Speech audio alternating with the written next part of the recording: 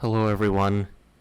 This is the Pressure Fed Astronaut here at End of Mission, the podcast where we talk about space missions that have ended. Who are you? And apparently you're not in my house, actually. Yeah, I wanted to tell you more about that, but you hung up. You ended the call, so it's just like, okay, I guess the situation resolved itself. So just kind of moved on. I am the face of Sarcasm. I am a man who is very far away from you right now, like several feet, in a different direction. Oh, so you're in multiple locations. Nope. I'm just in one location, just a single location, not near you. Okay. The ideal place. Okay. Okay, so if you hear that humming noise, by the way, everybody, that's my computer. Just in case you hear it. Singing a song of its pain and demise. Yeah. All right, so today's episode, we're going to talk about STS-51F.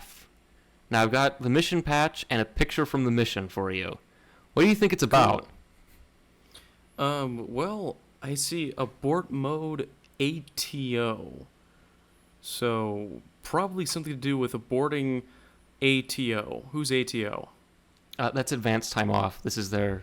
You have punch cards for when you work? Yes, that's their punch card. So, wait, they're boarding ATO? That means they have to go back to work? Yeah. Ah, dang. That sucks. Yep. Rough for them. Yep. Okay, so this is the Space Lab 2 STS-51F. And I don't think there's anything at the beginning we should say. Oh, okay, I'm going to do this again because it worked last time. Okay, everyone, if you like what you listen to or see, remember to smash that like button like you're about to abort to orbit, and subscribe and share and evangelize.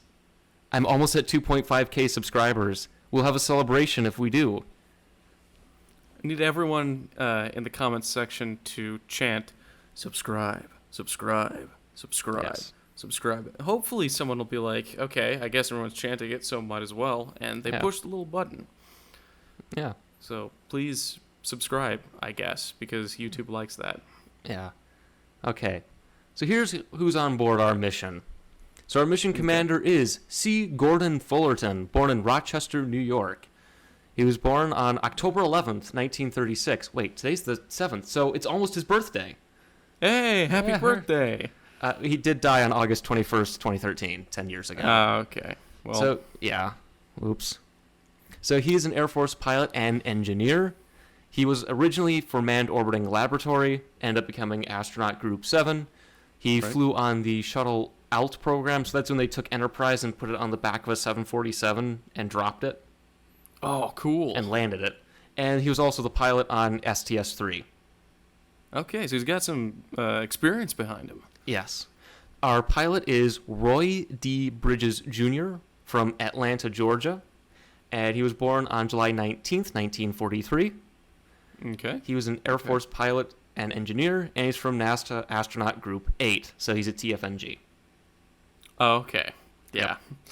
The effing new guys. So here's some fun facts.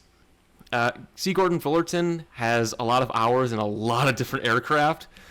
He landed an MD-11 without hydraulics. So so you know what the DC-10 is?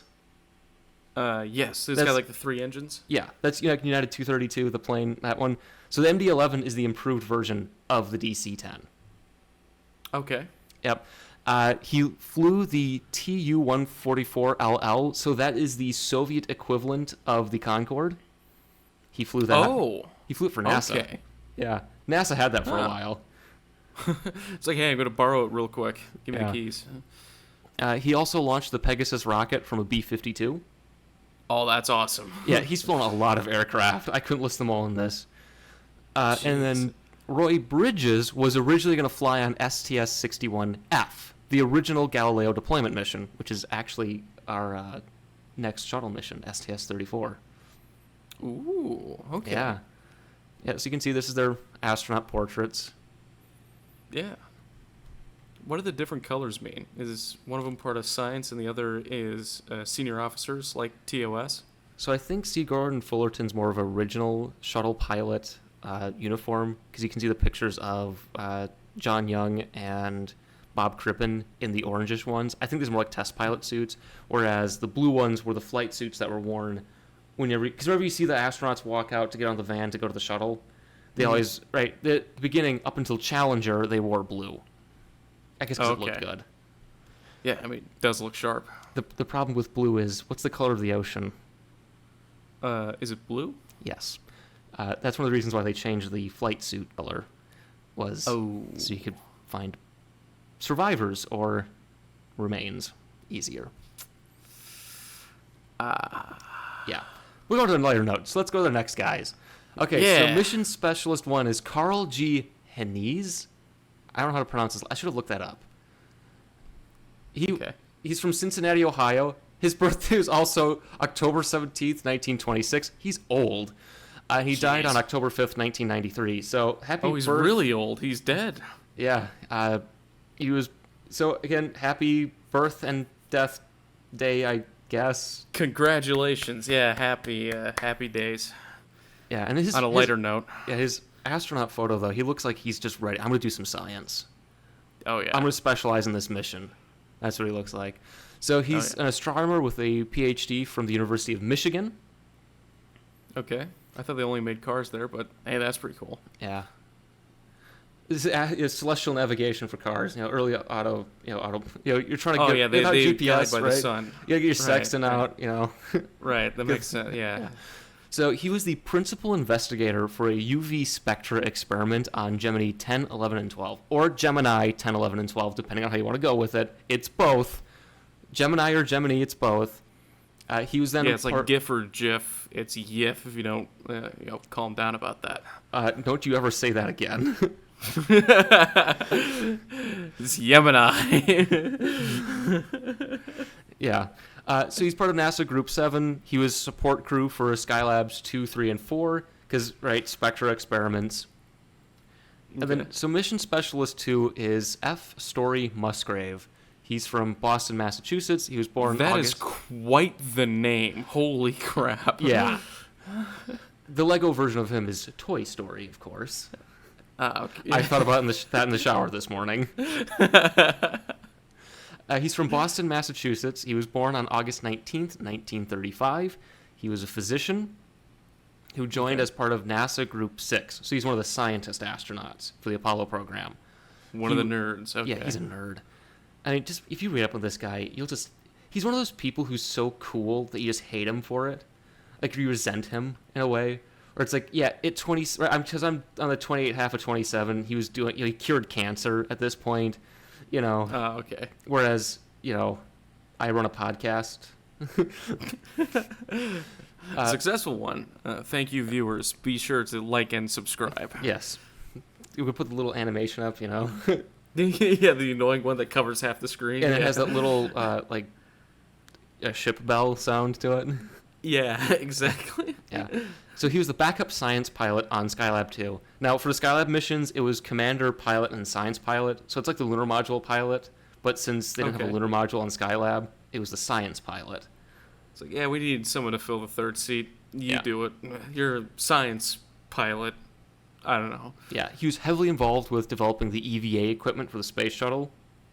Oh, okay. Yeah, like the spacesuits and that sort of thing. And he was the mission specialist on STS-6. So he's got some space flight experience. So Carl Heniz died on Mount Everest. He was doing a high-altitude pulmonary edema, so his lungs didn't like being at high altitude. He's like 14,000 feet, I think. And his lungs didn't like that, and it killed him. Yeah, the lungs generally don't like altitude. Yeah, so he was doing a science experiment on radiation exposure, because at higher altitudes, you have less atmosphere to protect you from radiation. Right. So he's actually doing stuff for NASA. Greater exposure. Yeah. Oh. He died on Mount Everest because of a NASA experiment. That is awesome. Yeah. So Story Musgrave is the only astronaut to have flown in all 5 space shuttles. He flew on it 6 times. Also, on STS-80, he stood up during re-entry. Ooh. Yes. Aren't you supposed to keep your arms and legs inside the vehicle at all times during re-entry? Yeah, tray tables in upright position. Yeah. Yeah. He just is like, I'm gonna get up, have a little stretch. Wow, Yeah. real exciting re-entry. Yeah. And just sit back down. He was also on an episode of Home Improvement. I don't know if you... I remember that episode because I remember everything. I don't know if you remember it. I don't remember that at all. Would have been really helpful is if you had an image. That's true. Well, the next time we talk about him, I'll put that image in. Why did you put it in this one? because for the first time we see someone, I'll do the official NASA portrait so we know who they are. Yeah, but then you could do like the next one is just the image, right? I'll do that next time. Okay. Or like swap it out, right, with the immediate one. How many space shuttle missions have you been on? I don't know, how many podcasts have you done? We're gonna keep going.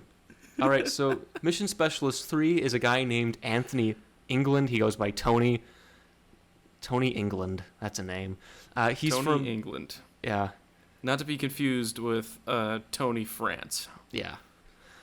So he was from Indianapolis, Indiana. He was born May 15th, 1942. He's a geochemist with a PhD from MIT. Jeez. Yeah. I feel sorry. He's a dirt guy. Ugh. So I like rocks. So he's part of astronaut group 6, one of the original science astronauts. He was a support crew member for Apollo 13 and 16. Ooh. Yeah. Okay. Payload Specialist 1 is Lauren Acton from Lewistown, Montana. He was born March 7th, 1936. He's a solar X-ray physicist. Ooh, okay, that sounds pretty cool. That is pretty cool. Yeah. He's the co-investigator on several experiments on this mission. So you notice he's a payload specialist, not a mission specialist, right? Yeah, so what's in the payload then? We'll get there. But I was going to explain about what a payload specialist is. Okay. So NASA wanted to portray the shuttle as something that anyone can fly on, right? You want to fly this thing like an airplane 57 times a year, do all these different things. And so mission specialists are still astronauts. They still go through all the training. They go through everything. They just can't fly anything because they're mission specialists. Don't touch the buttons. Yeah, don't press the pretty lights. Don't ignore that. Payload specialists are specialists for specific missions. They'd be like the guy you bring on for a certain thing. Okay. There's a special guest star, right, of the TV show. Right, and they're doing like their own episode. Yeah. Okay. So that's kind of what. Probably the most famous payload specialist is Krista McAuliffe, who died on Challenger. Oh. They got some training, but they were not astronauts. You know what I mean? Okay. Yeah. So here's our fun fact. So Tony England, you know in Apollo 13, the movie, when they throw out a bunch of stuff on a table and say, you got to fit this canister into this using nothing but that. Yeah. So Tony England was part of that process to make that. He was one of the guys who wrote down how to do that and relayed some of the information to the Apollo 13 crew on how to do that. Jeez. Okay. Yeah, so that's him. He's cool. Yeah, that's pretty awesome. So our second payload specialist is John David Bartow from Abington, Pennsylvania. He was born November 17th, 1944, and he's an astrophysicist. And he looks pretty excited to be on this mission, doesn't he? Yeah, he's rocking the silver hair with the black mustache. It's pretty good. Yep, so he was a co-investigator on 2 solar physics investigations on this mission. Okay. Yeah, he's a payload specialist. So our orbiter for this flight is Challenger. This picture of it's from its first flight on STS-6. I couldn't find any good ones for the rollout for this flight. But it looks really cool. Yeah, that's why I picked this image, because it looks cool. It's just sitting there in the fog. So this is the 19th flight of the Space Shuttle program, 24th in scheduling. So it's the 19th chronologically, but 24th in planning. Because that makes sense. That's why it's STS-51F. Duh. Right. Because it's the 24th in planning and 19th in flight. Because numbering schemes are very easy to follow and track. Yes. So this is the 8th flight of Challenger. The previous mission it flew was STS-51B. And for this flight, the crews would be split into 2 shifts, red and blue, because there's a lot of science we're going to do. Hey, that rhymed. Okay. Hey, yeah, nice job. Ah, woo, yay. It's red and blue. It's all the science we're gonna do. Yep. So Yeah. one of the pictures will actually have, because they wore different T-shirts that are different colors. The only okay. one who was mixed was the Commander Fullerton. He's both red and blue. Oh, I thought I was gonna say that like he was like a referee. He was green. And said, screw it, just throw another color in there. We don't Yeah. know. Okay, so I'm going to warn all of you listening to this right now. There are 38 slides for this mission. The next 13 are science. Heck yeah. So what's on board our flight? Let's find out. Okay, so on the mid deck, there's three technically. So there's called the plant carry-on container. I did this in order of the mission press kit, by the way. So that's why it looks like it's out of order. So that's going to be up front here. That's this. Okay. So plant carry-on container. It's the study of gravitropism on plants. So that's the direction it grows, right? Roots on the bottom, leaves on the top. Yeah, but what way is up and down in space? Specifically focusing on the vestibular system of plants. What So is the vestibular system? you don't know what that is? I forgot. It's okay. It's know been a that. while. I think that's the. Okay, I don't know. Actually, I don't remember. So I was thinking, oh, that's where like because like they have like because plants have like veins and things like that's the vascular system. So I think vestibular is the structural side of things, like growing like Okay. leaves and things. It's like the structural part of things, like branches. Okay. I'm not a science person. If you haven't figured it out yet. Plants are weird. It's green. I don't know. Yeah. So the experiment, this one will focus specifically on a diet and delivery system that can provide diets. So what you're feeding the plants, pretty much, to see how Okay. they grow, without contaminating them. So the astronaut doesn't have the chance to sneeze on it, Oh, okay. right? So it's dieting it, it's exercising it, it's putting it through its paces and regiment. Yeah. Like it's getting up at 5 a.m. doing Yeah, 100 push-ups. It's the Rocky montage.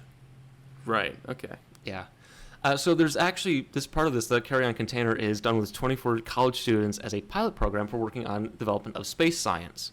So it's actually, you can get Ooh. college credit for this if you did it. Oh, nice. It's like, oh yeah, where's your experiment? It's in the garage somewhere. Where's yours? Oh, it's up in the space shuttle. Yeah. Again, just one of those things. Oh, what are you doing? You went on the space shuttle. Ah! Come on! Second one is gravity-influenced lignification in higher plants, plant growth units. So again, that's this one up front. Lignification? Yeah. What? Oh no. Oh, it is. Yes, it's tied down to the plant carry-on container, and I know exactly where you're going with this. This is the Fallout 76 Internet Historian thing. We're not doing that. So what they're doing is they're growing mung beans and pine seedlings. So they're planted and monitored to observe the production of lignin. And that's the tissue for structural rigidity in plants, and see how that would develop in microgravity. Because again, on Earth, gravity's pulling you down, man, but in space, it's not. Yeah. There is no gravity. The second one is vitamin D metabolites and bone demineralization. It's not as bad as it sounds. Bone demineralization sounds like when the scientist is explaining what this awesome sci-fi weapon does, and then they use it on the guy in the next scene. What? I was like, look here, Mr. Bond, a simple bone demineralizer. Well, it's kind of true. It's so it happens because in microgravity you don't need your bones as much, so you actually lose calcium in your bones. Oh yeah, It's bad for you. That sucks. So what this is doing is examining bone mineral loss during spaceflight and activity of vitamin D in the human body. Right? You'll ingest some vitamin D, and we'll see if that prevents your bones from falling apart. Right? So what they'll do is they'll take blood samples from the crew before, during, and after the flight to see what happens. Okay. And so that's on these shelves over here. Yeah, your bones are in there. Yeah, the crew store. Yeah, okay, guys, take your bones out, put them in there. You don't need them in space. It'll be fine. And these are the crew sleep compartments. Apparently, those got installed at some point, so they weren't mounted to the side of the walls. Those look pretty small.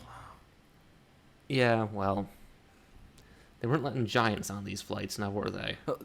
Well, I mean, also to be fair, that you had to put your bones in the Oh, yeah, the that's drawer true. right before you go into bed. Yeah, roll them up.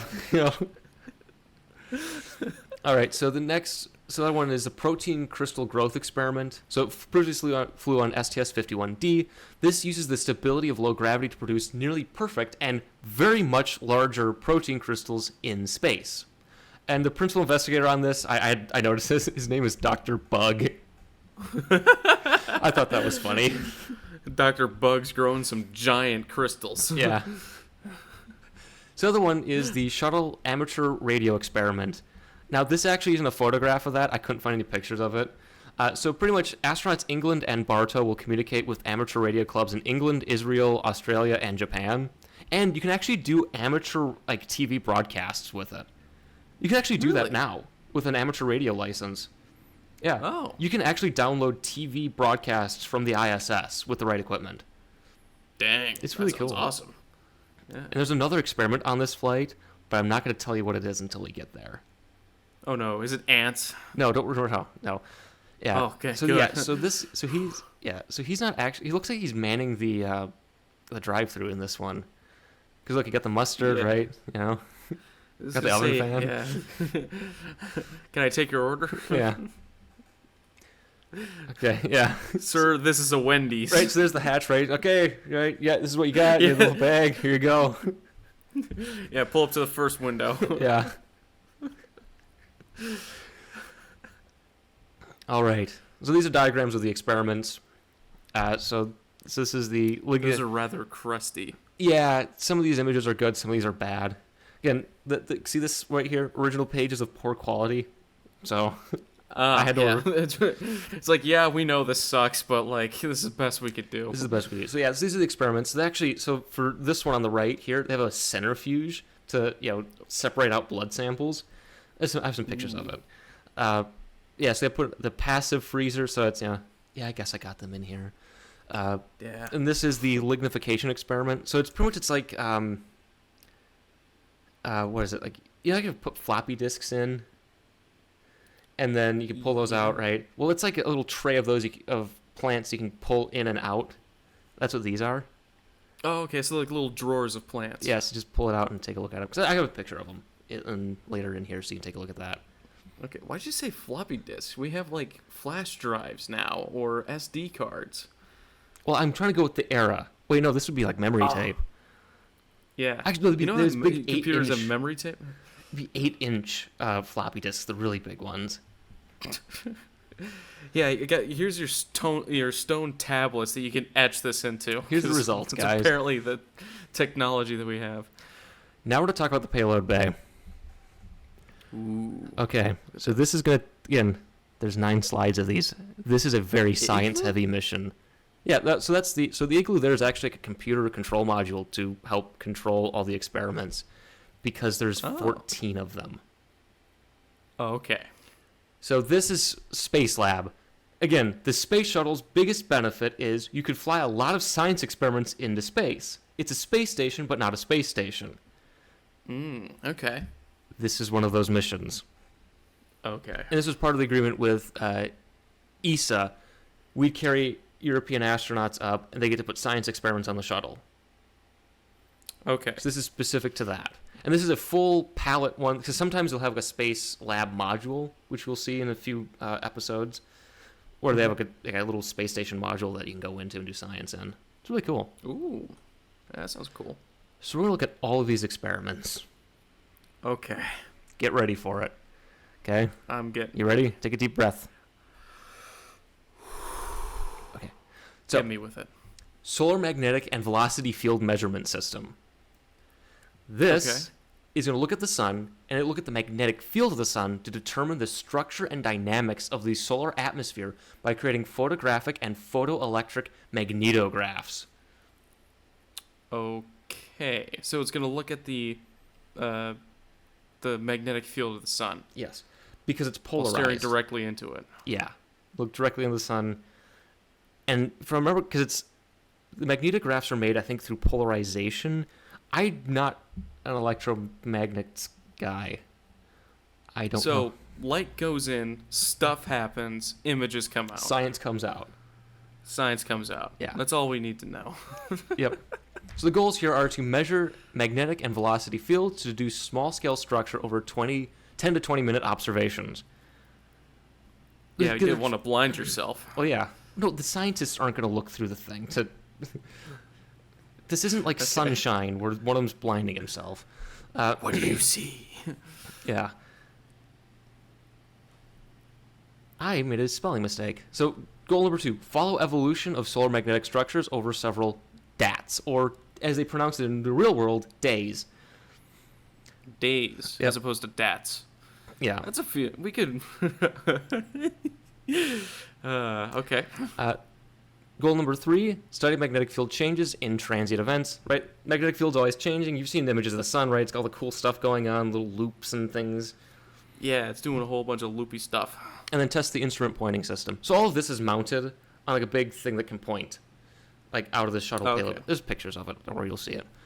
Okay. And I spelled another mistake. Experiment uses the Solar Optical Universal Polarimeter, SOUP, which has a 30 which is a 30 centimeter Cassegrain telescope designed for diffraction limited performance in the 4,800 to 7,000 angstrom range. Obviously. Those are words I understand. Angstrom is the width of an atomic nuclei. Oh. Yeah.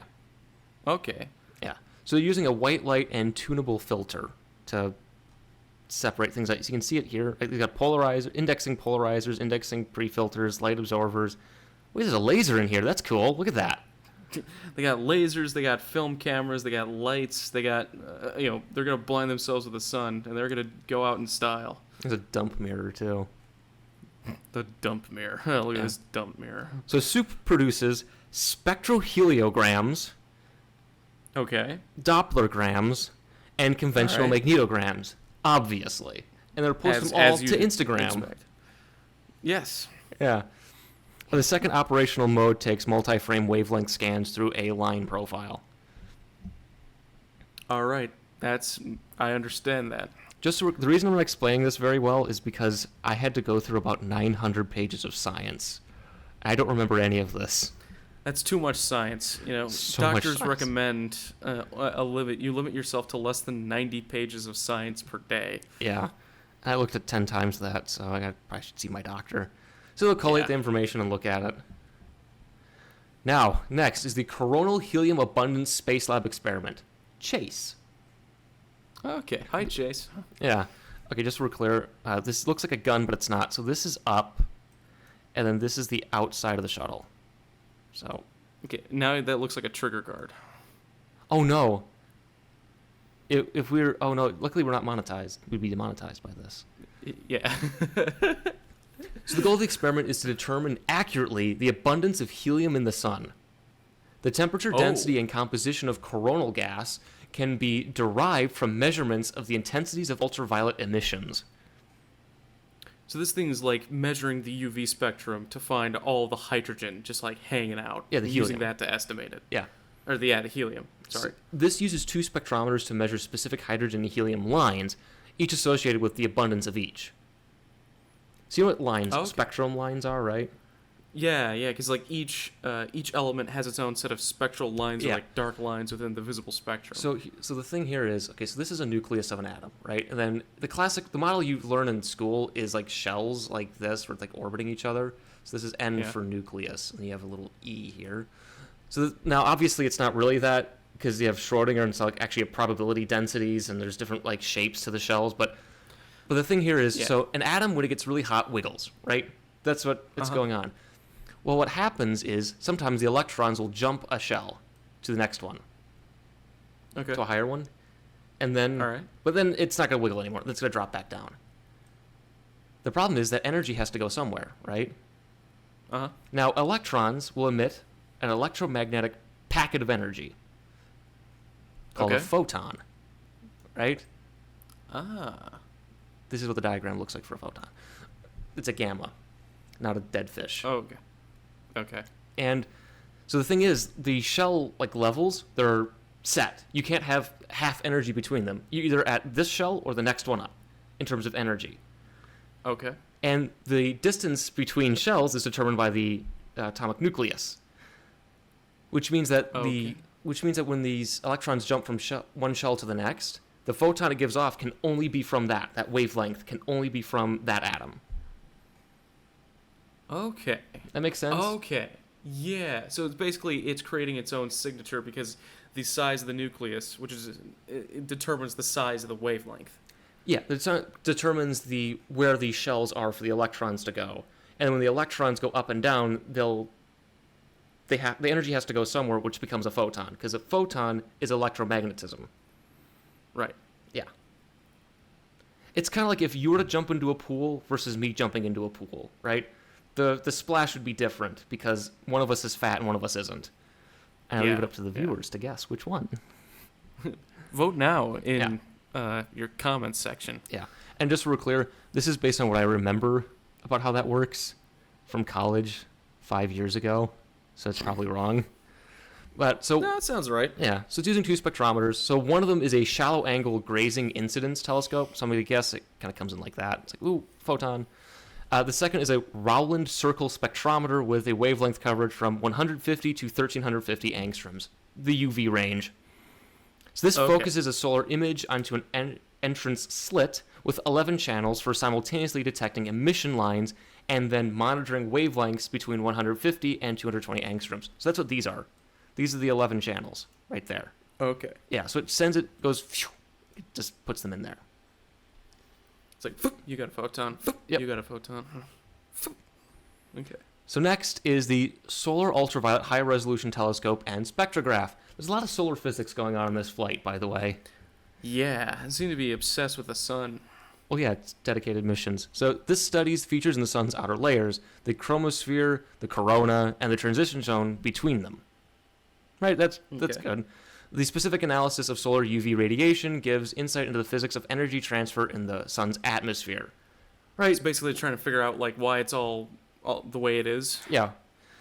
So so one emission is hydrogen alpha red line. Again, it's one of those spectral lines that the atmosphere blurs. So we have to do it in space for better. So you have to put it out in space. You can't just like do it on Earth because of the atmosphere. Okay. So the telescope is a 30 centimeter, 12 inch with a spatial resolution of 360 kilometers which is 223 miles on the solar surface. So that's how much it can see, how up close it can see. Oh, okay. So this focuses the image onto a spectrograph, which resolves the images into different wavelengths. It can actually track solar gas moving as slow, doesn't seem like it, as 2 kilometers a second, which is about 1.6 miles per second. Oh. Given that it's gas going out of the sun, it's moving really fast. Gee, how fast is it usually going? About that, I guess. I don't know. Well, that's like the lower limit, it seems. It's a lot. Yeah, that's what that looks like. This gas over here, it's only moving at 2 kilometers per second. Like, yeah. I mean, come on. It's like grandma behind the wheel. Yeah. And it's got its blinkers on. Yeah. Never turns left, though. So the next one is the Solar Ultraviolet Spectral Irradiance Monitor, SUSIM. The goal is look at it. So the goal is to determine both the long-term and short-term variations of the total ultraviolet flux emitted by the sun. So ultraviolet flux, of course, is what's coming out, like the flux is what's going through a certain like area. That's what flux is. Okay, it's like traveling through like a certain area. Okay. Yeah, so if you draw a line and the flux is what's going through that square. Okay. Yeah. Earth's atmosphere loves absorbing interesting UV rays, it seems. Yeah. So solar UV varies more than other solar radiation, so this will help understand what's going on in the solar structure, right? It varies a lot based on energies and that sort of thing. So this will measure UV radiation from 1200 to 4000 angstroms. I should have got that to nanometers, because that's easier to understand.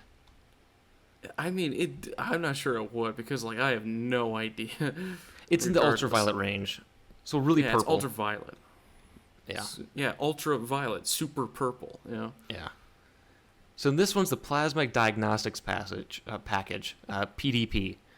So this uses a subsatellite to study natural plasma processes, orbiter-induced plasma processes, and beam plasma physics.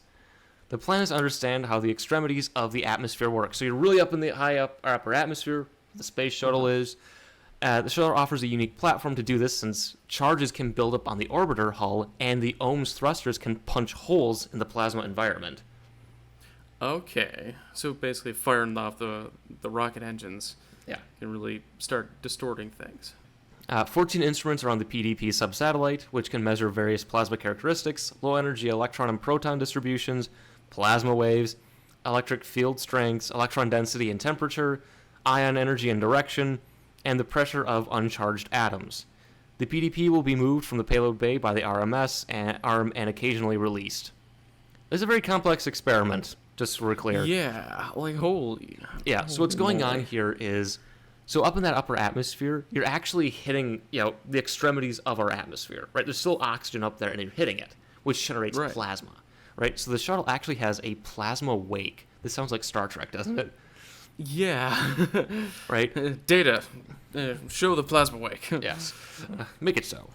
And so what you can see here is the wake of the shuttle, because it's going to go through that, kind of like a ship or an airplane, right? So behind it, you can kind of monitor what's going on. Okay. Yeah, so it can create plasma holes in the environment by firing the engines, which will kind of disperse the gases. Got it. This is really weird So it's basically stuff. like boat physics, but instead of water, it's plasma. Yeah. Fun. So the next one's called Ooh. Vehicle Charging and Potential Experiment. It has so much potential. So the goal is to study the ionosphere's natural traits by perturbing it with some beams of electrons. So this is actually what it's going to do. It's a little electron gun. This is at Oh. Langley, but yeah, so they're firing electrons out and then to see how it interacts with the upper atmosphere, the ionosphere. Oh, whack. Yeah. So it's going to fire an electron gun. There's two of them. Oh, wait, no, there's just one. There's two probes mounted in the base. So these circular guys right here and right here. So actually, there's the PDP right there. You can see that's the Okay. PDP, right? So that's the box doing the stuff. Yeah, this is a Okay. different mission, but they flew it on multiple missions. So the electron gun fires electrons from the payload bay, and two probes mounted in the bay measure the electric currents before and during the experiment, which can then help characterize the ionosphere. Okay. Right? Because you're going to tickle it and you Alright. see what happens, right? Yeah, okay. And also, if you look here, see this glow? Yeah. That's ions. That's kind of the plasma coming off the shuttle, because it's oxygen atoms hitting it. And the shuttle's moving so fast that it's stripping them and turning them into little plasma and ions. It's really cool. Oh, wow. Yeah. Yeah, I was going to say, it kind of looks like like a 1980s, horror action cover. Kind of like Kinda. that art style. Well, this is the 80s. So, Yeah, perfect. yeah. So the next Yeah, one all I is got to the... do is get an image of the ionized plasma, smack it into the shuttle. Yeah, there we go. So Perfect. plasma depletion experiments for ionospheric and radioastronomical studies. So, right, ohms thrusters can punch a hole in the plasma fields and that kind of stuff. Mhm. Ground-based telescopes will then look at that and see what they can do Okay. with that. That's it. All right. Next is elemental composition and energy spectra of cosmic ray nuclei between 50 giga-electron volts per nucleon and several tetra-electron or tera-electron volts per nucleon. Okay. You know what cosmic rays are? Cosmic rays, that's the space rays. Yeah. Yeah. So they're they're just stripped atomic nuclei. So they have no electrons that are made by high energy events in space, like supernovas. And they're Okay. flying through space at near the speed of light. Got So it. what this is going to do is it's going to study the composition of high-energy cosmic rays by using a large instrument exposed to space for a considerable amount of time, right? It's going to be up there. They're going to hit it, right? That's what's So going put a on. big thing up in space, Yeah. smack it, and let it smack. Let stuff smack into it. Yeah. So cosmic rays are made of nuclei, right? Moving at near light speed, meaning that their compositions, so like their protons and neutrons, change as their energies change. So understanding their composition can help us understand the high energy events that made them, right? Again, Okay. imploding stars, that kind of stuff. Right. Right. So Just this, your casual, average, everyday occurrence. remember a few years ago when I wanted to make a muon detector? Yes. So what makes the muons is cosmic rays hitting the upper atmosphere, Right. which causes a cascade of particles, one of which is a muon. And the muon will then go through into the cloud chamber and decay into different smaller particles. And Right. those cosmic rays come from dead supernova. Awesome. Yeah. Okay. So that's what this is doing, pretty much. This is basically just a big ice box like you were making. Yeah. So it's got layers of detectors. So the chemical identity of the ray is determined by the energy it loses through an impact between two detectors. Right? It's gonna hit it. It's gonna hit another one, and that loss of energy can be because of the nuclei. Right. So these impacts produce a light flash that is unique to the energy of the ray. Okay. So it's going to be very bright, fun little light show. Yeah. Also, there's two gas Cherenkov devices on each end filled with nitrogen and CO2 that help measure particle energies through the electromagnetic shock wave impacts they produce. So, gas for science. Pretty much, yeah. And you know what Cherenkov radiation is, right? That's the blue stuff of the nuclear reactors, Yeah, right? it's particles moving faster than the speed of light in the medium that they're supposed to be going through. Oh, so we've done it. We've gone faster than the speed of light. No, not really. Through that medium, if I remember correctly. And as my note says, this is a very complicated experiment because physics is scary. Ah, all right. So there's the next one. Hard X-ray imaging of clusters of galaxies and other extended X-ray sources. So that's this here, the double-barrel telescope. Of course, for all of your home defense needs. Yep. So the goal is to image and examine X-ray emissions from galaxy clusters in order to study the mechanisms that cause high-temperature emissions to determine the weight of galactic clusters. So, for reference, the temperatures that make X-rays are about 100 million Celsius. Okay, Like that's black scary holes. metric system. That's like a black hole. Okay, so it's very, very hot. Very, very, very, very, very, very, very, very, very hot. It's a high-energy thing, right? It's X-rays. They're very high-energy particles. Right, and so they're using that basically as like a scale to put these galactic clusters in? Yeah, they're trying to figure out what does that. What the heck's going on? Why is it so... Yeah. Why is it so bright? Why is it so hot? Yeah, so the next one, this one here, is the Small Helium-Cooled Infrared Telescope, ERT. Okay. The goal is to measure, map diffuse and discrete infrared astronomical sources and to evaluate the shuttle as an infrared telescope platform. This uses a new superfluid helium dewar for cooling. Okay, so you know what superfluid helium is? No. It's helium that's really, really, really, really, really, really, really, really, really, really cold. Like, Okay. You're talking like 5 Kelvin. And a superfluid is at those temperatures, so helium's a liquid at that. But it's weird.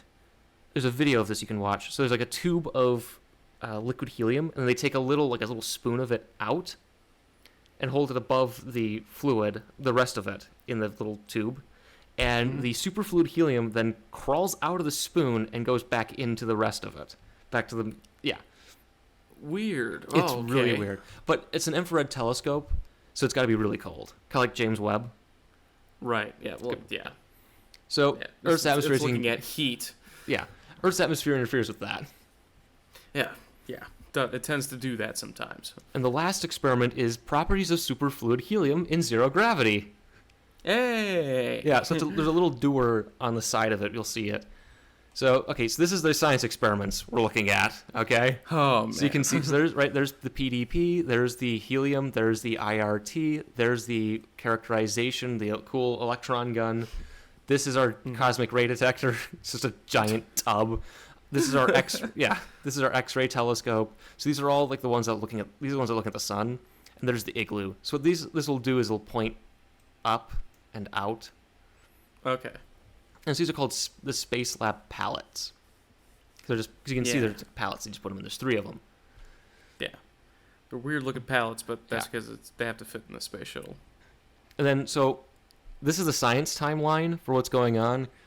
This is what they're doing on the mission days. Soup chase. Yeah, I know, right? Soup chase hurts. What? What are you doing in space, buddy? Okay, so we're finally at the mission. We're on slide 20. Oh, okay. Here we are. We did it. The original launch date and time was 3:30 p.m. Eastern Daylight Time on July 12th, 1985. The engine started and then shut down at T-minus 3 seconds because the coolant valve for engine number 2 didn't open up after ignition. Oh, Dang it. This is the second time that they've had SSME shut down after ignition. The first time was STS-41D, the first flight of Discovery.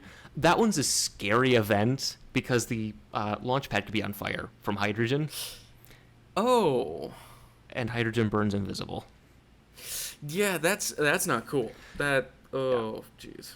So this causes a 17-day delay in the launch. They actually serviced the engine on the pad. Oh, wow. Yeah, they didn't roll it back. I looked this up to make sure. They just fixed it there. They're just like, hang on, we'll get the wrench, figure it out. Yeah, some guy with a giant hammer's like, I'm fixing this. Yeah. When was the last time you changed the oil in this thing? Yeah. I get my car's oil changed. Thanks for reminding me. Yeah. So the second launch attempt is on July 29th, 1985 at 3:23 p.m. But it's delayed. That's a little earlier. Yeah, but it's delayed by an hour and a half because there's an issue with the table maintenance block update uplink. So I think that's for the guidance system. So pretty much the guidance system on the space shuttle is inertial, which means it's pretty much you know exactly where it is at liftoff. Exactly, and then it guesses. Oh. Based off what the inputs are telling it. Rough, and I say Okay. guesses. It's a guidance system, but it's based off how Right. fast you're going, kind of where you're pointed, like roll and all that kind of stuff. But the problem is it's got to be constantly updated because Earth's rotating, and so the shuttle's moving, Right. and it wants to hit a certain orbit to do science. Right. Okay. Right. But it's resolved in an hour and a half, and it lifts off at 5 p.m. But there's trouble brewing. Uh-oh. Okay, so this is the SSME. Now, Alright. this is the high-pressure fuel turbopump.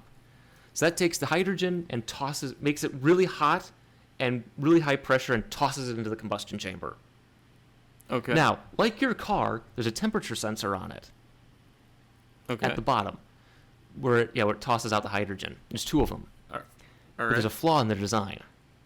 The metal they What's the use is brittle at cryogenic temperatures, Oh, no. like at liquid hydrogen temperatures. And you can guess a high-pressure fuel turbopump is not something that's static during a launch. It's vibrating. Yeah. So, did it freeze and break off? So at 3 minutes and 31 seconds into flight, one of the high-pressure fuel turbopump discharge sensors failed on the center engine. So that's this one. Okay. There's two of them. But they're made of the same thing. So at 5 minutes and 43 seconds into flight, the second one fails. The flight computer reads this as the engine's overheated and shuts it down. On Capcom, you can listen to this. The call's given. Abort to orbit. Oh. Yes. Okay. So, the space shuttle has things called abort modes, right? You launch, something Right. goes wrong, what do you do? On capsules, it's Yeah. pretty easy. They turn on the separation motor, it pulls it away, they blow up the rocket. But the shuttle's a bit different. There's yeah, four of it's them. kind of a... Yeah, okay. Yeah. You were saying something, sorry. Yeah, no, it's just like, yeah, the shuttle's a little bit different. You know, it's a brick hanging off the side. Yeah. So the first one, and these depend on what the failure mode is and where you are in flight. So when you're early on in the flight, so up to, about 3 minutes, 51 seconds into flight, there's called return to launch site. So pretty much... That's where you just, like, turn around and head back. That's it, kids. We're going back, right? Turn this thing around. Now, that's one... So the original flight plan for STS-1 was to try that out. Oh. And then John Young said, no, you're not. It's one of those things where, it's good to know that theoretically you could do it, but you don't want to find out if you actually can. Yeah. Yeah. Okay. The second one was called transatlantic abort. So you're going high and fast enough that you can't turn around. So you then... Okay, so that's... What? So that's where you just, like, dump it in the ocean and start talking like this? No. No? Okay. You actually land at either... So it depends on which inclination you're aiming for, but you'll burn out, discard the external tank, and then land at either Zaragoza in Spain or Dakar in Senegal. That's in Africa. Okay. So you fly across the Atlantic Ocean. And if you did that ever happened, that crew would hold the world record for transatlantic crossing time at 35 minutes. Heck yeah. I think the fastest is what the Concorde did. I think it was about 2.5 hours. So that's a record that's not going to be beat anytime soon, if that ever happened. Yeah. So then the third option, which there's two of them, is called abort to orbit. Okay, so that's what they're doing here in this Yeah. situation. So the first one's called once around, which is, okay, it's going to go up into orbit. I'm using air quotes here. And then it'll come down and land at Edwards or another site, wherever is more applicable for the shuttle to land. Okay, second- so it's basically almost like a like a large suborbital trajectory, pretty much. Yeah. Okay. And the second one is just go into orbit, a lower one, and continue the mission. All right. That's what this one perfect. does. Oh, Yeah. It's the best of the four options. Yeah. So at 8 minutes into flight, though, because again, all these temperature sensors are bad. The right side SSME began saying, "I'm overheating," to which booster systems engineer Jenny Howard told the crew, "Ignore that. Ah. Go to orbit." Because the problem is, had that happened, they might not have made it. It wasn't really enough to do once around, but it really wasn't enough to do anything. Yeah, that's kind of a weird spot where they might not have made it had another engine shut down that far into flight. Jeez. Yeah. Okay. Yeah. That's scary. It is. So this is the only time this has ever happened. Good. That's good. Ever. It is. This is the only time anyone's ever done that. Only time an SSME has ever shut down in flight. Oh. Yeah. That's And it wasn't nice. even because of the SSME. It was the sensors that were wrong. Yeah, it's because they built the temperature sensor wrong. Yeah. All right. So the mission changes a little bit because of this. So the mission enters a 49.48 degree orbit. That's 265 by 262 kilometers. That's 165 by 163 mile orbit instead of the planned 385 by 382 kilometer orbit because they couldn't make it up there. They actually had to dump some of the ohms fuel as part of the abort mode. Oh, okay. So Yeah. they can't even maneuver once they got up there. Well, they much. could, but not as much. Right. Because it's loss of thrust what I from an just engine. said. Right. Yeah. So again, that's the picture. So that's the control. Abort to orbit. Abort to orbit. Nice. Now, as I say here, there's not much really that happens in the mission timeline that I can talk about. Where it's like, oh, then they picked up a satellite like the last time. This is just they Right. did science, lots and lots of science. So I'm gonna show you You something. saw all the science that happened. Yeah, we got the soup schedule. Okay. we got we got Chase on this. Yeah. Come on. Get Chase is get some soup. So this Chase is the crew. getting some soup. Yeah. Okay. Ah, I see. Yeah, Yeah. they're dividing up into red team, blue team, and about to duke it out. Yeah, they're on a fight. I always look for the ones where they have sunglasses on because I think they look cool. Yeah. So you'd see you know what this is? What This is that? so that's the mission Is plan. are those the? Oh, okay. I was gonna say, are those the Dead Scrolls? Yeah, that's the mission plan. Actually, it's in a big scroll. You know, the flight plan. Yeah. That's actually by a- decree of NASA. Yeah, actually, I heard in the Soviet Union, they'd have one flight plan.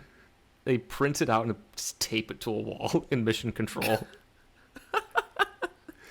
Here's plan. We put plan on the wall. You follow plan. Yeah. So this is a leftover from the Skylab days, where they just print out kind of like a minute, I think every 5 minutes or something. I can't remember. Now I think I might be thinking of something else. But yeah, so this is what the plan is for the day. Here's what you're gonna do, guys. Oh, okay. Yeah. That's quite the to-do list. Yeah, and the science mission is done partially in Johnson Space Center, but they moved some of the science to a new one at Marshall Space Flight Center. So they're the mission control for science missions. Okay. Yeah, you kind of follow what I'm saying here? Yeah. They're the ones that are responsible for the science part Yeah. of it, as opposed to the mission. So right now with the ISS, there's actually a science mission control. You want to know where that is? Where is that? Right across the street from where I work. Oh, nice. Yeah. So I have to That's pretty brag cool. a little bit. Yeah, I work next to NASA. Yes. Yes. Yeah, so this is the crew. This is them doing science and things. Yep, hanging out with their shades. Huh? Yep. So this is the payload bay. So you can see this is all of it. There's the igloo, not the igloo. This is the igloo right there. So there's that's the igloo. So there's the science telescopes. There's the other. There's all the science. Yeah, there's some science for you. And there's the big old cosmic ray detector in the back. Okay, there's a better picture of the igloo. That's the igloo right there. Okay, I can see. Yeah, it kind of does look like an igloo. Yeah. Kind of. So this is so these are the solar observatories right here, and so it's got a mechanical thing that just kind of raises it to look at the sun. Got it. So it can point up. Yeah, and there's the remote manipulator system right there. It's the Canada arm. Got it. Yeah, so that's what's going on there. This is the PDP, the little plasma science satellite. Okay. Yep, so they deploy it. So they'd hang it over the payload bay for a bit to do some science, and then they'd let it go behind the shuttle, and they'd squirt the ohms at it.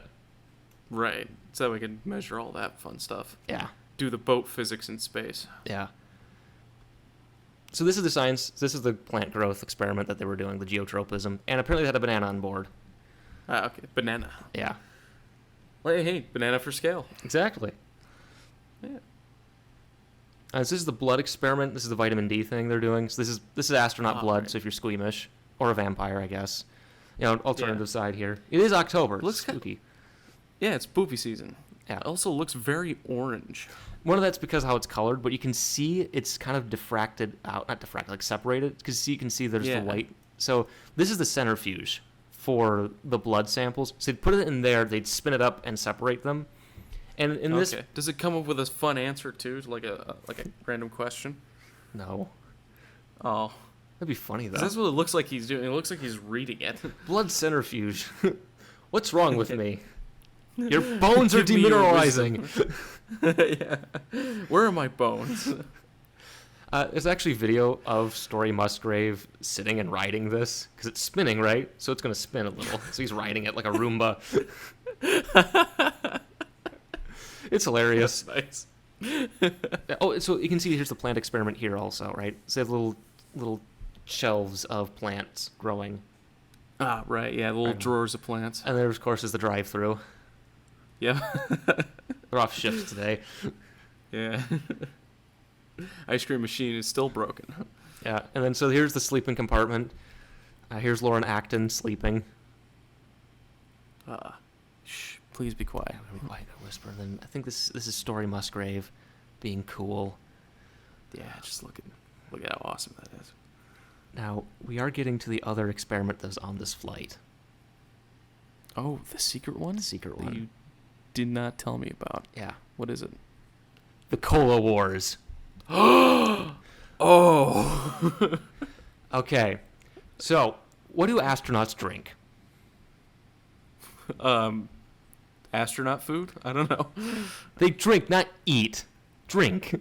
Gosh. Drink. They drink water. They drink their own pee, right? No. They drink Oh. They drink the byproducts of their fuel cells. That's different. They drink the fuel. Right, that's right. Actually, it just happened. There was a case. There was like a water company that was like the water tanks. They actually had hydrazine in their water tanks. So, drinking water had hydrazine in it. I don't know how that happened, but They just accidentally made rocket fuel. they made liquid cancer. That's what they did. Did a little bit of a whoopsie daisy in the tank there. So the classic astronaut drink is either water or Tang, right? From the moon missions. Okay. But Okay. Coke wanted to get into this. And so they actually came up with a little can here to dispense Coke for astronauts to drink. Oh. Pepsi got wind of this. They talked to the President of the United States. And they said, you can't let Coca-Cola fly alone. We can't have a cola gap. So Pepsi made their own space Pepsi for astronauts to drink. As a science experiment. It's like the carbonated beverage dispenser experiment. And so red team drank Pepsi, blue team drank Coke. And that was a science experiment. Here's the thing. Coke actually put effort into making space Coke, right? Because you can see kind of how they tried to keep the carbonation right. The problem is there was no refrigerator on the shuttle. at the time. It says warm Coke. It's kind of warm. The Pepsi made like this doesn't look like whipped cream dispenser, does it? Yeah, that's what it looks like. I was thinking. Yeah, according to the astronauts, it was pretty much a cardboard cylinder with tape, the logo taped on it. But yeah, so here, and of course, when the astronauts drank it, they had to photograph it, and they had to make sure the logo was visible. They had to do product placement on the shuttle. Not necessarily product placement, because NASA's a public space agency, so you can't legally do that. Because that'd be considered like endorsement. Again, it's a federal thing. The government doesn't necessarily endorse anything in that regard. As compared to what happened on Mir, where, have I showed you the picture of this? I don't think you have. There's the cosmonaut on a spacewalk with a giant inflatable Pepsi can. Oh, yeah. Yeah. They filmed a Pizza Hut ad on Mir. And there was a U.S. astronaut on at the time, too. And he couldn't participate because NASA couldn't do it, but Roscosmos could. Yeah. So the astronauts. So who won the Cola Wars? No one. Tang. So here's the problem. You know where you drink pop really fast, you get kind of gassy and burp? Yeah. That happens in space, but the problem is it's microgravity. So it's not just gas coming up. Oh. They're called wet burps. Oh. Yeah, it's a very unpleasant experience. Oh, man. Yeah. So don't drink soda in space. They actually tried this again in the 90s. I found pictures of it. I think it's like STS-70 something, where they did this again, but they actually had a proper dispenser for everything. It was by Coke. Okay. Yeah. So yeah, the fizz felt wrong. It was also warm at this point. The funniest thing though is Lauren Acton did complain a lot about this. He didn't like it because he thought it distracted from the mission, and he was kind of right. Because whenever he'd do lectures to students, because he flew in space, he gets to go talk to public schools, none of them cared about astrophysics or solar physics. They all wanted to know how pop tastes in space. He was kind of right? Yeah. Yeah. So here's Carl Hennies, and I think that's Pepsi. You can see it's fizzy there. Right? The Pepsi planet, yeah. Yeah, so it fizzed wrong. It was kind of weird, but yeah. The Cola Wars. No one wins. Well, I do think Pepsi won, because they did have the exclusive distribution rights in the Soviet Union at the time. Yeah, it makes sense. And they bought part of the Navy. The Russian Navy, yeah. Now, I actually learned about this. I listen to Lions Led by Donkeys sometimes. I don't agree with the politics of the host, just so we're clear. But they do talk about some interesting things. And they did talk about the Pepsi Navy and how that all happened. Yeah, the Pepsi didn't use the Navy for anything. They just sold the ships for scrap. Because, it is Soviet naval technology. Yeah, look at this technology. Yeah. So, yeah, so Cola Wars went to space. Coke went on the shuttle. Pepsi went on Mir. It's hilarious. That is great. All right, so the crew lands. It's the end of mission.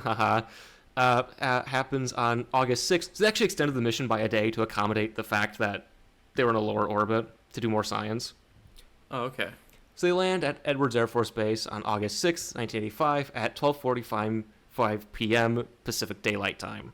So the afternoon. Okay. So it flew 100... Yeah. What? Yeah, I was gonna say, that's a nice time to actually land. Yeah, You could get some lunch after that. You can go get lunch. Okay, I just noticed this. This guy right here looks kind of like me. With a beard. I can see that. If you had a beard and were 20 pounds lighter, that you look like you. I take great offense to that. You should. You're not that big. That's true. Yeah, that is kind of weird. He looks kind of like me. So the shuttle flew 127 orbits over 7 days, 22 hours, 45 minutes, and 26 seconds. A lot of 20s. Yeah. And so this is actually how they got out of the shuttle. They just rolled a little gantry up and off. Off. Get off. Yeah. Thank you for the flight. Thank you. That's what this person's doing up here. Thank you for flying. you know. Yeah. Yeah. See, Gordon Fullerton's actually supposed to be up there, to shake everyone's hand when they leave, but no, he's not doing it. The space cola sucked. Just walking out. So now I want to talk about some science results. Finally. From what I could find. Oh, okay. So this is from Soup. This is a sunspot. So you can see the flow fields, right? The little arrows are doing the flow. So this right here is a sunspot. Okay. So the bright spot. Yeah. I fixed the gradient so it won't do that next time we look at sunspots. But so you can see it's looking at the flow fields around sunspots, kind of how everything's moving around, and same as in this image here. Again, I just want to emphasize, I glanced through 900 plus pages of science information, and I forgot most of it. Okay? I've forgotten more science than you will ever know. Yeah. So this is Chase. They complained about it a lot. But so pretty much this is actually the most accurate look at solar hydrogen and helium abundance. And it mostly fits the models. Oh, cool. Yeah, so they're pretty much right on. So it took samples. That's what it's talking. I tried to find actual plots and figures. I forgot what all of them mean, though, because I've looked at... Oh, but... I looked at 900 pages of science. And you couldn't jot down one single note? No.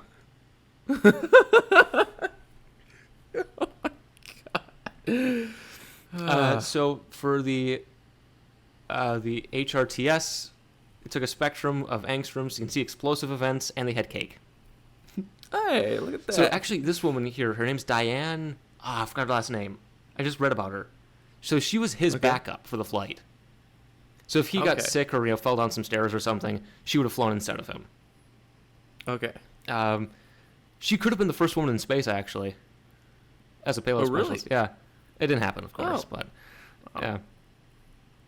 So he observed some. So this is, I don't remember any of this. Oh my god! But you can see the wave. Look at the pretty graphs. Aren't Look they at great? how pretty the graphs are. Look how good the science is. It's raw data. Look, I saw cake and I got excited. This is actually from the same paper I was reading. Okay. Wow. So even there, we're bored with it. It's like, screw it. They got cake. Okay, so this is from the PDP. This is the one that's 900 pages long. These are some interesting graphs from the first 100 pages I looked at. So this is, again, there's a lot of science that came out of this. If you want to read about it, it is really interesting. I just can't remember anything about it. Yeah, again, this is so distance from the shuttle. These are normalized density of plasma from certain times. Right, so you can see the thrusters moving in the data. You can see that the thrusters influence the plasma data. Yeah. And kind of how that all looked. And so as it increases distance, this is also why you have three. Don't do that. It's just a mess of things. So you just spectrograph. So that's water, ionized water in the ion current, I guess. Okay. At certain times on day 85,213. Oh, 1985, day 213, so that's during the flight. I read that. Yeah. So you can see it fluctuates. Yeah. That's interesting. Okay.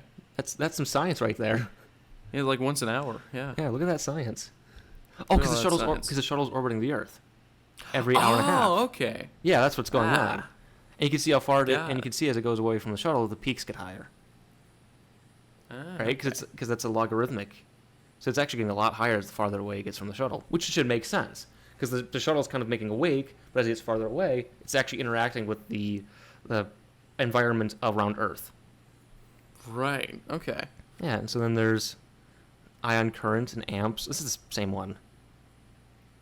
Thermal ion perturbances near the space shuttle. Yeah, so you can you can see it dip down. Yeah. As it goes. That's cool. And I have no idea what any of this is. Langmuir curves at different phase angles. Okay. Those are curves. Look at those curves. They are curved. Yeah. So this is from the XRT. So this is a galactic cluster that I was looking at. Isn't that cool? Ooh. Yeah, that's pretty cool. It's like a map. And the IRT, so the report for this mostly complained about using the space shuttle as a platform. Oh. They're talking mostly about how, yeah, we couldn't get data sometimes. It didn't work. And then there was Mylar in front of the telescope for a while, so you couldn't use it. Oh. Yeah. So what this is a spectra of what it was looking at. Kind of basically it confirms the spectrum of the sun. Okay. There's a few more graphs, but this is the one that looked most interesting and was most legible. Because the other ones were complaining about like gaps in data. And it's like I don't know how to interpret this.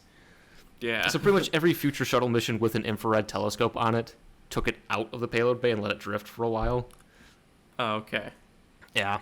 Hey, lessons learned, right? Yeah. Very valuable lesson. So what do we learn? That's we the learned mission. that you still suck at writing down and documenting science. Vega's going to be fun. The next mission's going to be really fun. Because it's also in Russian. Oh, perfect. Yeah. I don't know what any of this means. It's a graph. I have no idea what this means. And actually, see this? I also... Like the concept art? Oh, yeah, the concept Yeah, this is the art mission. was really nice. Yeah, it's got everything on there. All the fun little science parts Yeah. of the lab, yeah. I also learned that kids are very predictable and that if you drink pop in space, that's the only thing they'll care about. It's like, oh, you're looking at like the sun spectrum? Who cares about that? What does cola taste like in space? Actually, right now I am drinking Diet Pepsi, so I know who won that cola war. Yeah. Abort to I orbit. learned that. Yeah, abort to orbit. That is. There's a bunch of different failure. There's 2 types of abort to orbit failure modes. I didn't know that. I thought there was only the one. Yeah. I didn't. Yeah, that's just. Yeah. There's another I abort. also learned that like you can color coordination is important. Absolutely. Yeah. There actually is another abort mode for the shuttle, where if the payload bay doors don't open, they have to come back down quickly. Because because this guy right here, that's the radiator for the heat. Oh, so if that doesn't open, then they'll cook. The computers would cook. Oh, Yeah. that's not good. That's never They happened. kind of need those to fly. Yeah. Yeah, so yeah, that's the reason I wanted to talk about this mission was because of the abort to orbit. Yeah. Because here's a also- warning for you. Once we get past the interesting shuttle missions, they're all going to be science. They're all going to be this. Oh, okay. So this is kind of like a warning of the apocalypse. This is a threat, yes. So with those future science missions, are you actually going to take any notes about what any of the results mean? Good question. Okay. That hesitation and answer both. I'll do upset better. me. I'm working on my master's degree, okay? I gotta pretend to study. So that's a good way to look like you're pretending to study, is to actually study something else. Here I am reading science. Ooh, interesting. Yeah. Yeah. Like, you're an aerospace engineer, learning aerospace engineering, looking at aerospace engineering. Like, what? At no point. Your tactics confuse and frighten me. That's true. Yeah, so I got to learn about the shuttle and the engines. I wanted to figure out what happened to that engine, because it's engine in 2023. Interesting number there. I don't know what happened to it. Because I was thinking it'd be really funny if it was the one that's on display here at the Space and Rocket Center. Because then I could go up and take pictures of it and go, hey, that's the part that broke. Yeah, that would be. I mean, you that's probably could. You could go up and be like, "Hey, here's the sensor that messed up." Yeah, I don't know what happened to it. It's weird because I can find where every nut and bolt on Apollo went to different museums, but this you can't find it. You can't find anything about the space shuttle. Right? Yeah, I can't really find where some of those. Yeah, because I know these didn't end up on SLS because those are the Block 1. Block 2 SSMEs, which are the later production models. Oh, okay. Yeah. So I don't know what happened to this engine. Because I'm curious where it ended up. Yeah. Oh, they just tossed it in the drink. I don't think they did. I don't know. No. Yeah, probably not. It wasn't its fault for shutting down. It was the temperature sensor. It did a good job. It wasn't its fault. It tried its best. Yeah. Actually, if you read the Stephen Baxter novel Titan, the same failure mode happens during the launch. Oh, yeah, if you got it from. Yeah, if you read Stephen Baxter novels about near-term space missions and things happen, just know those most likely happened on a real flight. That's just, hey, it's easier to come up with real failure modes than imagine them, right? Yeah. Yeah. So yeah, we got to learn some science. Lots and lots of science about stuff. Yeah, things happened in space. Yeah, plasma, X-rays, UV, like a lot about the A lot of UV. And the sun. Yeah, that's why they need the shades. Because of all the UV. That's how cool they are. And Space Coke. Space Pepsi. Yeah. And wet burps. Which is not comfortable. And That's working disgusting. the drive-thru. That's why they have the cola. Yeah. Yeah. They actually put an ice cream machine on, but it's always broken for some reason. Yeah. That's the next Space Lab mission. To take the ice cream machine up. Why is it broken? Dang it, NASA. Okay. $20 billion a year. You can't even get the ice cream machine to work. Ugh. What is this place coming to? Yeah. All right. So on the next episode, we're going to Venus. Ooh. What? Okay. Nothing. Yeah, on the Vega missions, 1 and 2. Yeah, we're gonna do a Soviet space mission. That's right. We gotta blast the Get the hard pass going. We're doing I'm gonna do this all in the Slav squat. It's gonna hurt a lot. We get the vodka out. I'm gonna put Adidas stripes on everything. All the slides are gonna have stripes. I'm gonna get my little Zaphrazets. I'm gonna putter around looking for science. Also put Adidas stripes on Of the course. car. So that when you're being chased by a helicopter, they know you wear Adidas. Yeah. I'll be wearing my tracksuit too. Yeah. Oh god, this is terrible. Yeah. But it's not good. But look, so yeah, this is a con ops for the mission. It's a cool one, okay? We're going to Venus. We're going to land on Venus. And we're going to go to Comet Halley. All right, then. Also in 1985. Or 86. 85 and 86. So, yeah, we're just like focused on the mid-80s now, aren't we? Oh, yeah. All of our missions. We're doing the 80s. Yeah! Back to the future, baby. Yeah! Yeah. Yeah, so this mission's going to be fun. I do have access to some of the raw data, but I can't process it very well. I tried to get like images, but it didn't work this time. Oh, But yeah. So yeah, we're gonna go to Venus. I figured we should. why is it flying around a lemon in the left image? This one? Oh, so we'll get into this when we talk about the mission, but the Vega probe, so the spherical part on top, that's this lander, and they detach it and they just drop it in the atmosphere at interplanetary velocities. This just does a flyby of Venus to go look at Comet Halley. Oh, okay. Yeah, there's a little drive-by. It's like, here, take this. And then, Here you go. here you go, comrade. You take this, take probe. Yeah. It's also got Adidas on it. This is gonna go very well. Oh god, we're gonna get so many angry comments from Russians. Like, stop stereotyping us. Yeah. We should watch The Hunt for Red October before we do this, so we can start talking in really bad Russian accents. Good. We can watch a little. Yeah, I'm gonna put on a Scottish accent for my Russian impression.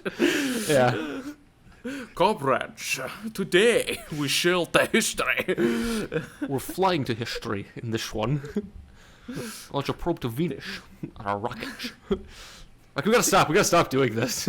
Yeah, we gotta stop. Okay, so we'll save it all for Vega. Yep. So the next episode, we're gonna go to Venus on the Vega mission, which is also, I think, the last successful Soviet interplanetary probe. Just so we're clear. 1986, the year of the Soviet Union. Yeah. Okay. I think this. Yeah. Okay. So that's STS-51F, Abort to Orbit, and Space Coke. Yep. And this has been End of Mission.